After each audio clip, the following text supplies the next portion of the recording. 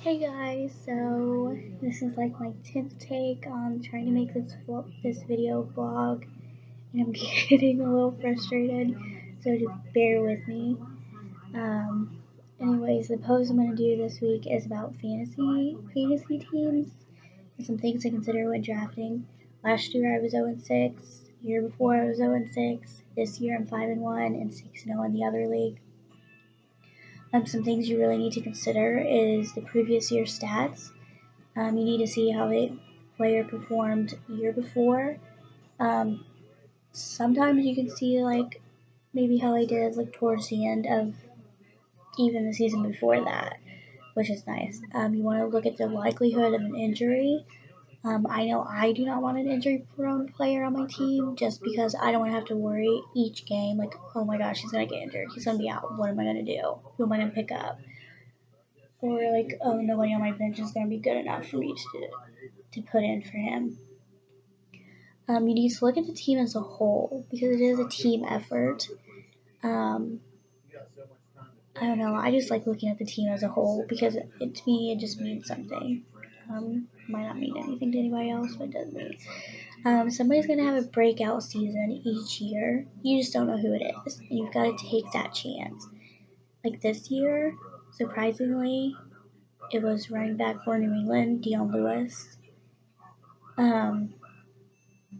Week 1, phenomenal. Last season, I remember it was Jonas Gray, and I remember I made sure to draft him this year in both of my leagues, and right after the draft was over, that's when New England cut him. So that sucked because I had no idea who to pick up. I think I ended up picking up Bolden and Charles, I think. I do know I had Charles though. You want to know your league scoring system. It just helps you out a little bit. I think, knowing how the points and stuff are. You can use it to your advantage if you know it. Um, Knowing the team's bye is pretty important, I think. That way you know, kind of going into each week, what player, who you need to pick up, what situations and arrangements you need to make. Sometimes an early bye can lead to late season fatigue, which means if you're like this year, New England had a bye week 4, so which isn't going to happen for them because it's New England, obviously, and they're pretty much amazing. Some could say that come week 12, they're going to be exhausted, they're going to be tired, they're not having a break, whatever. Like, you just got to be prepared. You want to make a list of players that you're interested in prior to the draft. I know I ended up being sick, really, really sick on the day of both my drafts, and I made sure that I set up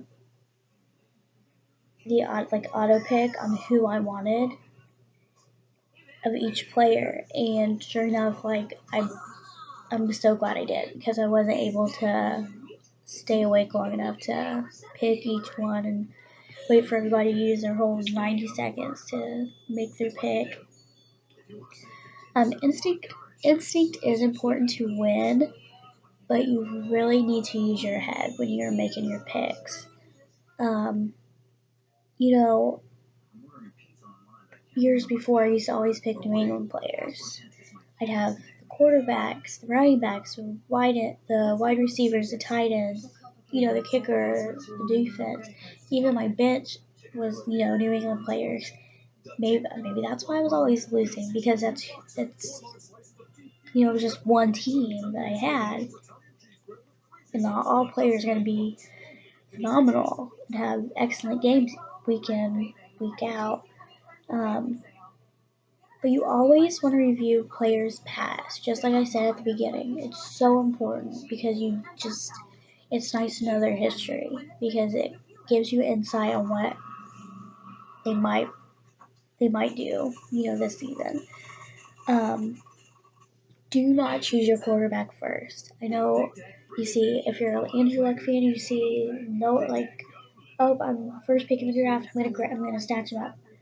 Well, I almost picked Andrew Luck this year because I don't. Well, was kind of to get under the guy. He was a big Andrew Luck fan in one of my leagues, but no, like I'm so glad I did it because look at how he was out for a couple games. Like he's not playing very well. So like I would have wasted my first round draft pick on like a waste. So don't choose a quarterback first. You want to save the defense and the kicker for the end. Um, because you really need to look at the team schedules. Like, is the defense, do they force a lot of turnovers on the other teams? You need to keep in mind that defense wins championships, but points is what wins games. And points is what gonna win you matchups in your fantasy team. You also want to stack your bench with potential. Like I know a lot of people just use their bench to stack players who like I don't need them. Like my active roster is pretty good. You know, no, like you need to have backups because injuries, suspensions, like you just never know. Like you got to be prepared. Um, there's actually a lot of cheat sheets and tips online that you can just search up or whatever. One thing you want to make sure you don't do is pay attention to the preseason stats. They don't really mean a whole lot. A lot of times players don't play up to their full potential during preseason, so you really just do not go by the preseason stats. And you want to stay active with your league. Like even after your draft, you want to make trades, you want to add, you want to drop, you gotta add, you gotta drop, make trades. You gotta stay active, stay on it, keep making sure that you're making changes to your team. Switching players out each week. Like I have a hard time. Like I have Blunt and then I have Lewis. Well, right now I have them both in actually, but like you gotta kind of know when to switch players out. Like you don't want to keep your roster the same week in week out. Like it gets monotonous. Um, I should have had mine open already, but I didn't. Um, so some mid-season tips that you should keep in mind now that we're hitting the mid-season mark. You want to stay cautious, especially when you're looking to pick players up in the free agency. You don't want to grab a player who makes big points one week because, okay, they had a good game one week. Well, next week they might not even play. The coach might have them sit on the bench.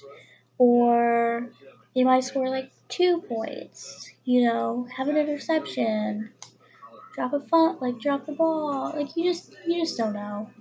So the best idea is to watch the player for at least 2 or 3 weeks. That way you kind of get an idea on how they're going to score before you sacrifice a player to add them to your team, because most likely you already have a full roster and bench.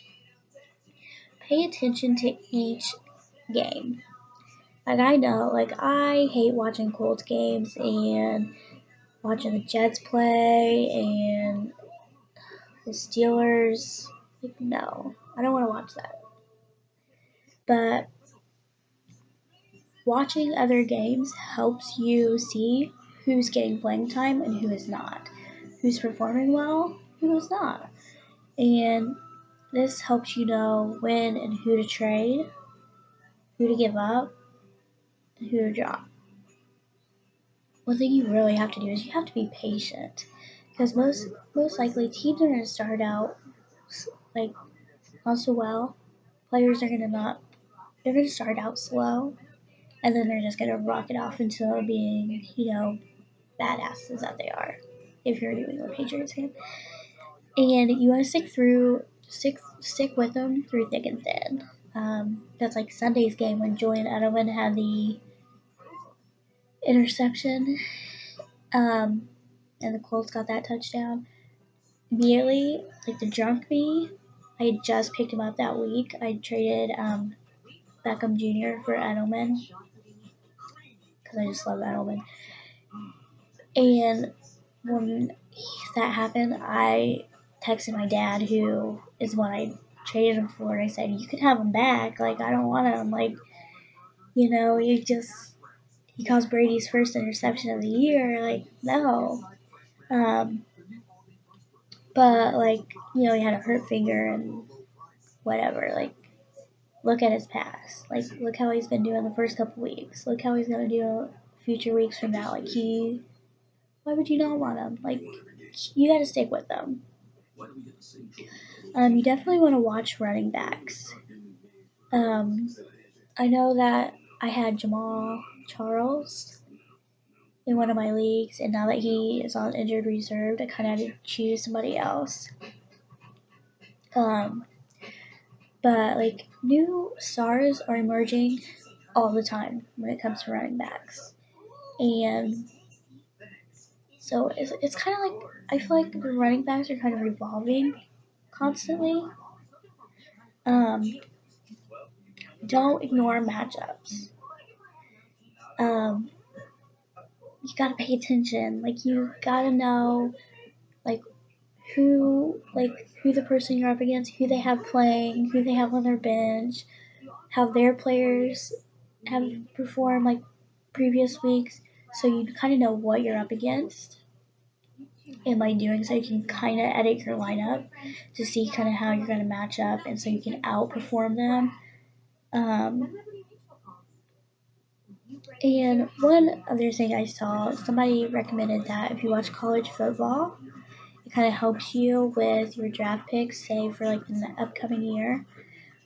I do this during the NFL Combine, heading into the NFL Draft each year, because I kind of want to know like what each team is gonna end up be picking up, and it's nice to see the incoming rookies, how they're gonna be, how they were in college, to how are they gonna perform their first year in the NFL if they make it, because you just never know, and it's just interesting to me.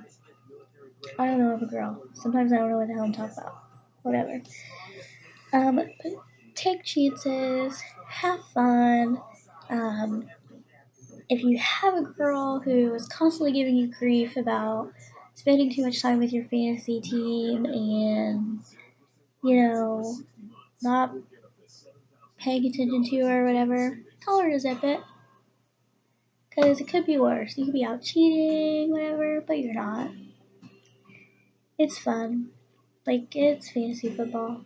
You need to have fun. You need to enjoy it. Have fun. But just do some background work when you're going into it. Kind of helps you a little bit better knowing how the player's going to be. Take chances on rookies too, because you never know. I mean, look at Marcus Mariota, like the first week, like 4 touchdowns, I believe in the first half. That's pretty darn good. He's a rookie, first year, the NFL. Like, that's great. But anyways, we've rambled on long enough, and I'm pretty sure you guys probably don't care what I have to say, but anyways, I look forward to the next post.